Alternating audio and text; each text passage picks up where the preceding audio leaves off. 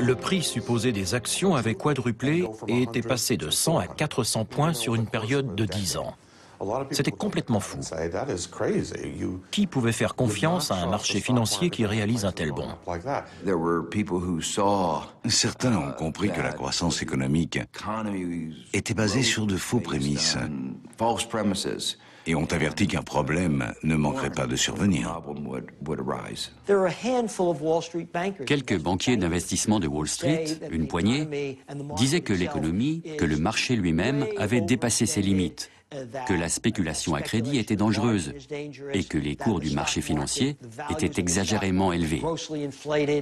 Certains ont pointé du doigt les dangers de ce système, mais très peu, et parmi eux, le statisticien Roger Babson, mais on les a complètement ignorés.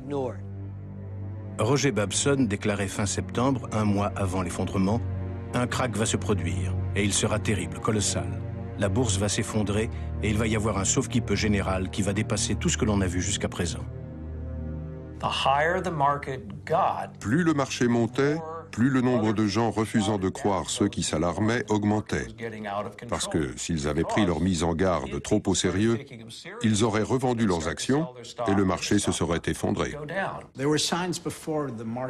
Avant que le marché ne s'effondre, il y avait eu des signes qui montraient que la santé de l'économie était mauvaise. Mais les signes de récession économique ne peuvent pas être pris en considération. Il y a parfois des creux, puis l'économie repart. Les signes de surspéculation étaient évidents. Le prix des actions avait considérablement augmenté, ce qui ne peut se justifier sur un plan historique. Les gens empruntaient de l'argent aux fonds d'investissement qui, eux, empruntaient à leur tour de grosses sommes pour les investir en bourse. De leur côté, les particuliers pouvaient acheter des actions sans être couverts, sans garantie. Il y a eu plusieurs signes qui montraient qu'une catastrophe allait arriver. La bourse a commencé à vaciller en septembre et début octobre, elle s'est mise à chuter. Puis vers la 3e semaine d'octobre, elle a commencé à s'écrouler. Et ça, c'est en principe le signe que la bulle est sur le point d'éclater. Et en effet, elle a explosé en octobre 1929.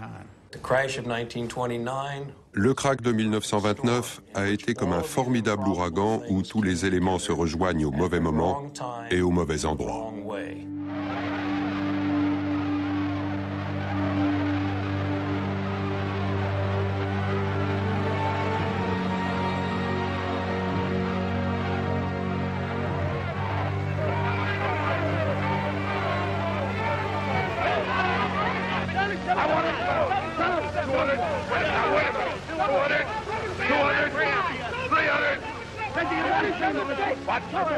Et le jeudi 24 octobre, jeudi noir ou Black Thursday, la démence collective fait son apparition.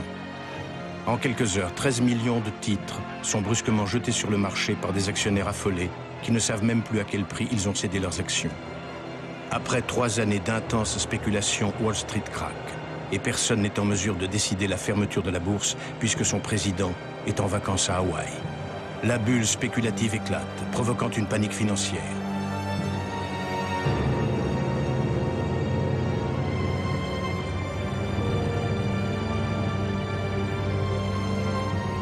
Par un effet de domino, c'est l'ensemble de la bourse qui s'effondre.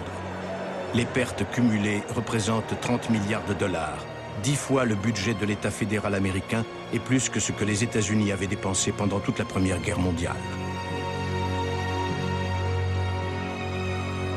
En 6 jours, les cours moyens vont baisser de 50% et ne cesseront de tomber. Et, fait encore plus inusité, la chute de la bourse va continuer en cascade.